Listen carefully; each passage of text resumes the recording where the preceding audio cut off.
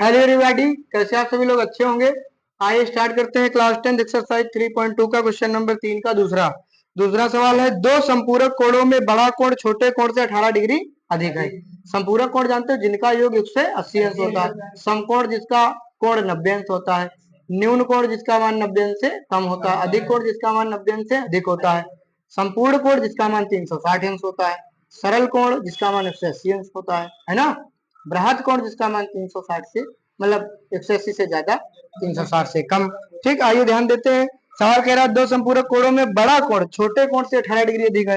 बड़ा कोण जो है, बड़ा कोण है ना, बड़ा कोण जो है वो छोटे कोण से, छोटे कोण मतलब छोटा कोण है ना।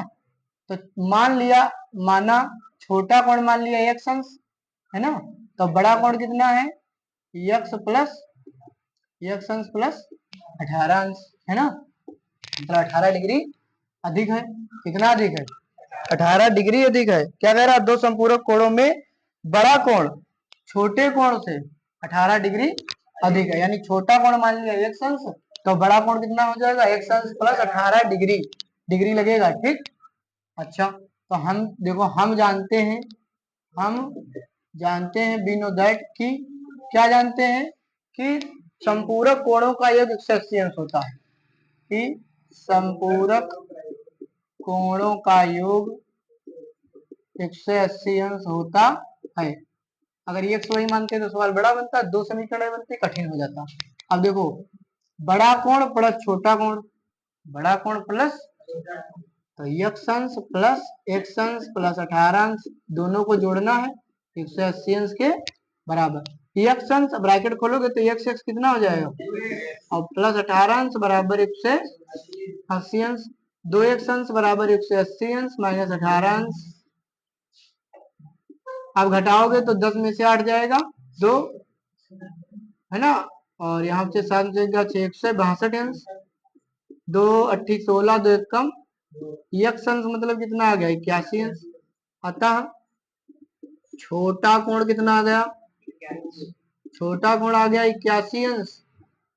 और बड़ा कोण कितना आ गया, बड़ा कोण कितना आया भैया, बड़ा कोण x अंश प्लस 18 अंश है ना, माने 81 अंश प्लस 18 अंश तो 99 अंश आ गया। क्यों भाई, 8 1 9 8 1 9। अब इन दोनों को जोड़ोगे तो 180 आएगा। समझ गए कि नहीं, 9 1 10 8 9 17 18 आएगा। तो बड़ा कोण देखो बड़ा ही आया और छोटा कोण छोटा ही आया। समझ में आया कि नहीं आया, तो लगाओ भाई।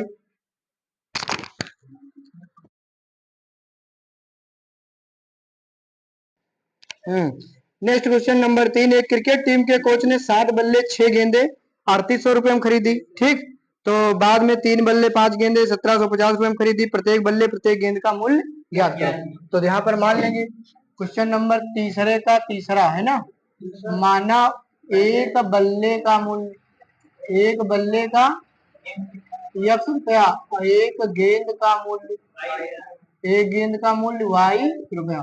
बात ये ध्यान देना है कि बल्ला महंगा होता है, गेंद सस्ती, इतना ध्यान में रखना है। ठीक, अब पहली शर्त यहाँ पर देखो, इसमें तो शर्त बनानी पड़ेगी।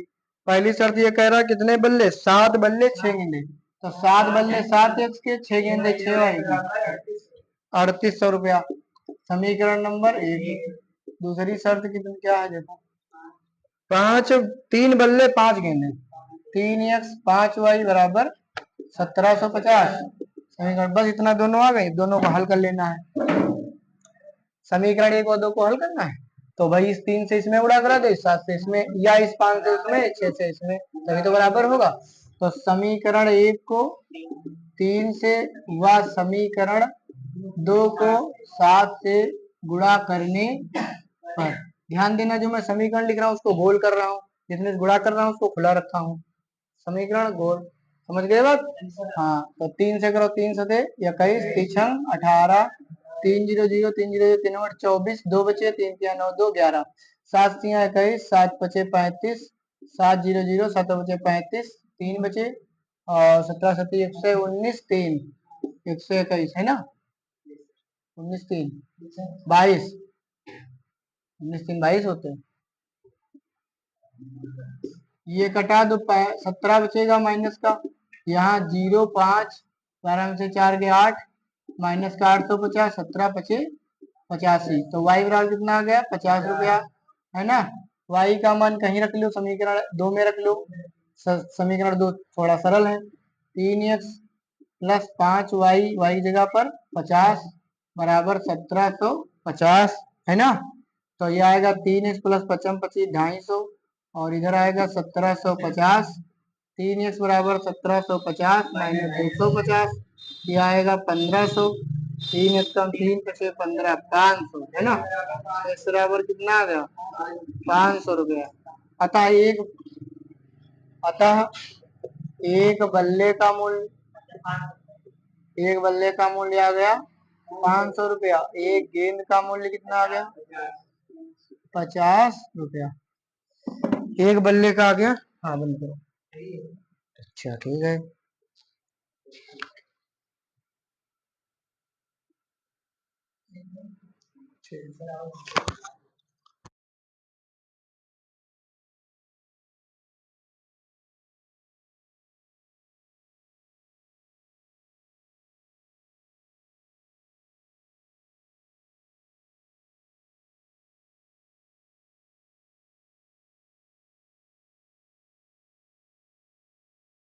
हेलो एवरीबॉडी, क्वेश्चन नंबर 4 देखते हैं। एक नगर में टैक्सी के भाड़े में एक नियत भाड़े के अतिरिक्त चली गई दूरी पर भाड़ा सम्मिलित किया था। हाँ जी।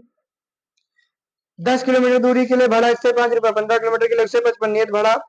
ये सारी चीजें ज्ञात करना है। मेन चीज में देखो क्या कह रहा है कि एक नगर में टैक्सी के भाड़े में एक नियत भाड़े के अलावा अतिरिक्त चली गई। मतलब बात समझो, मतलब कि तुमने अगर मान लो ऑटो में बैठ लिया, ठीक है, जैसे तुमको यहाँ मछली दूसरी जाना है, तो ये होता था कि तुमको 10 रुपया देना ही पड़ेगा, चाहे तुम कहीं उतर लो, भाई सीट खराब कर रहे हो इसलिए। तो एक है मतलब नियत भाड़ा जो सबको देना है। एक जो अतिरिक्त भाड़ा है, मतलब जितने किलोमीटर जाओगे उस हिसाब से पैसा पड़ेगा। जैसे मान लिया सीट बुकिंग का 5 रुपया है, तो 5 रुपया सबको देना है। जैसे तुम 5 किलोमीटर गए तो हर किलोमीटर के अंदर 5 रुपया, 5 रुपया वो दोगे, 5 सीट का दोगे, 10 हो गया। इस तरीके से अगर कोई 15 किलोमीटर जाता है, 15 वो देगा, 5 हो गई। मतलब एक फिक्स है कि सीट बुकिंग का। समझ से एडमिशन लेना का फीस सबसे फिक्स होती है। फिर तुम 1 साल पढ़ोगे तो तुमसे 1 साल की फीस ली जाएगी, 2 साल पढ़ोगे तुमसे 2 साल की फीस ली। बात समझ में आई कि नहीं है? अब देखो, रजिस्ट्रेशन शुल्क मतलब फिक्स, मतलब नियत भाड़ा का मतलब रजिस्ट्रेशन शुल्क। तो यहाँ पे मान लेंगे, माना नियत भाड़ा, भाड़ा माने किराया, 1 रुपया प्रत्येक किलोमीटर के लिए। प्रत्येक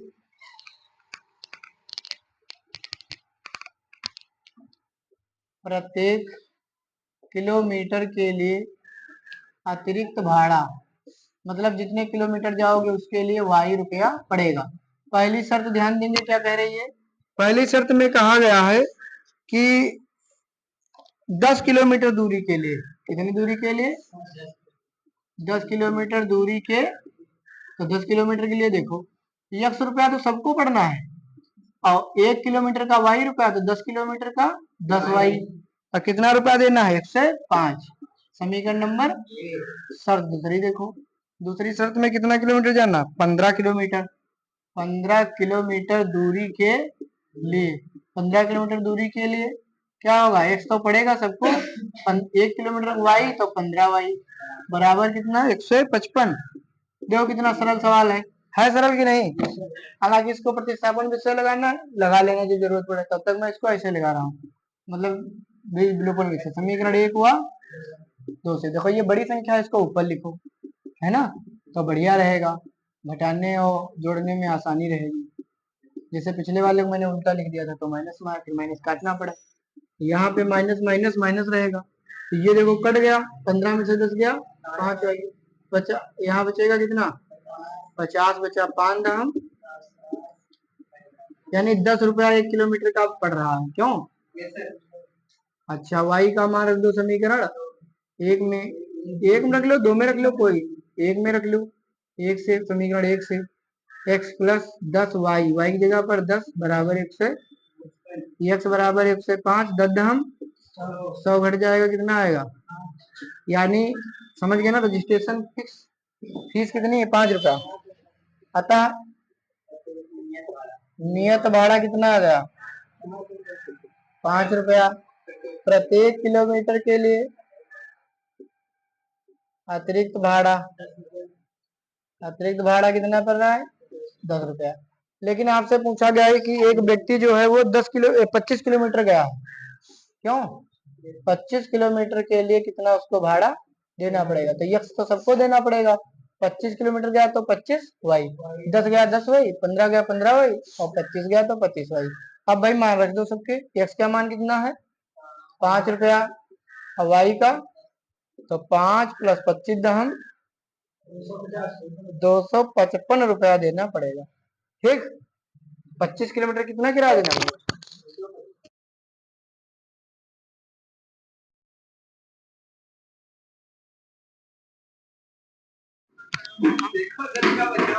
चलो भैया यहाँ पर ध्यान देंगे क्वेश्चन नंबर 5।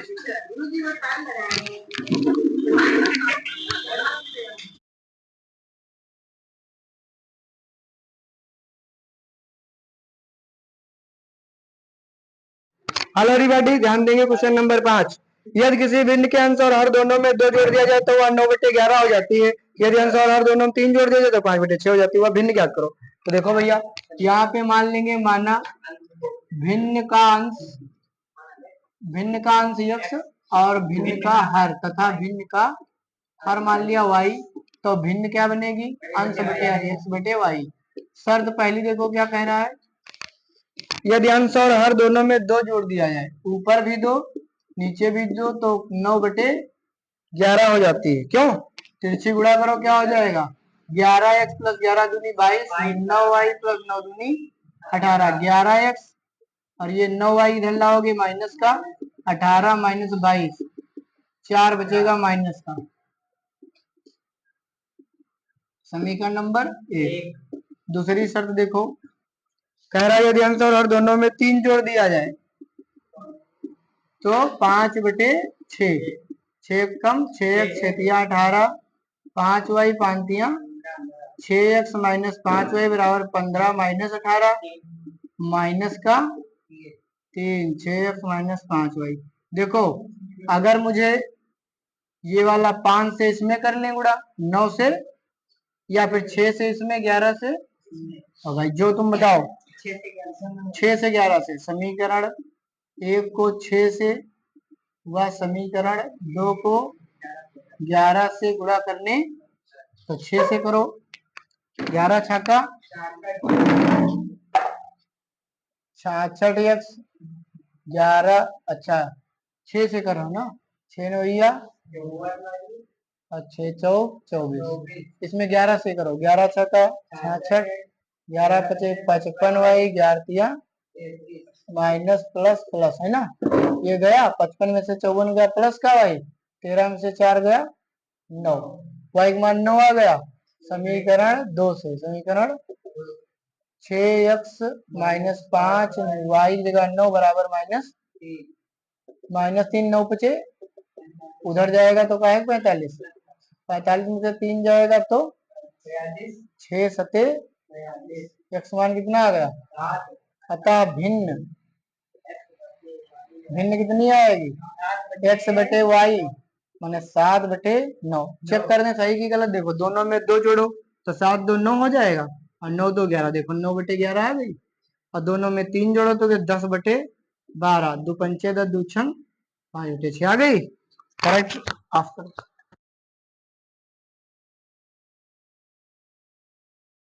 लास्ट क्वेश्चन इस अभ्यास का, 5 वर्ष बाद जैकब की आयु उसके पुत्र की आयु से 3 गुनी हो जाएगी। 5 साल बाद, और 5 वर्ष पूर्व जैकब की आयु उसके पुत्र आयु की 7 गुनी थी। वर्तमान आयु क्या है?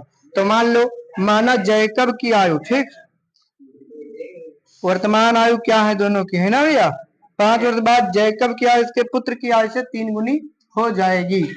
यहाँ पे मान लेंगे, माना जैकब की आयु, जैकब की वर्तमान आयु कितनी? 100 वर्ष, 100 वर्ष है ना। और जैकब के पुत्र की आयु, उसके पुत्र की आयु, वर्तमान आयु कितनी? वाई वर्ष। पहली शर्त क्या कह रहा है इसमें कि 5 वर्ष बाद, 5 वर्ष बाद, आफ्टर 5 ईयर, 5 साल बाद ये भी 5 साल का हो जाएगा, मतलब 5 इसमें जुड़ जाएंगे। और इसमें भी 5 साल जुड़ जाएंगे, जितने साल का होगा उसमें 5-5 साल जुड़ जाएंगे।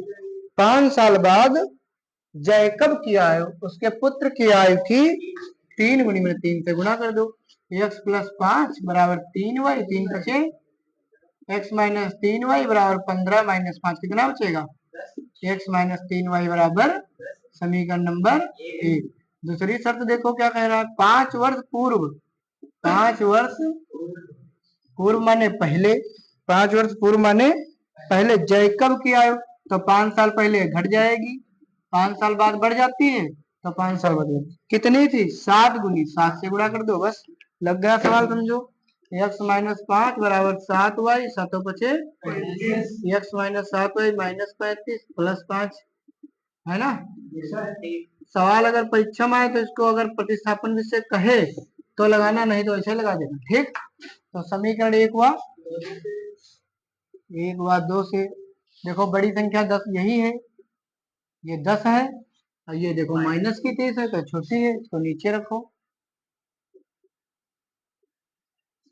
यहाँ माइनस यहाँ प्लस, यहाँ भी प्लस, ये कट गया, 7 से 3 गया, कितना बचा 4 वही, और ये 40, 4 दाम y का मान कितना आ गया, समीकरण 1 से, है ना।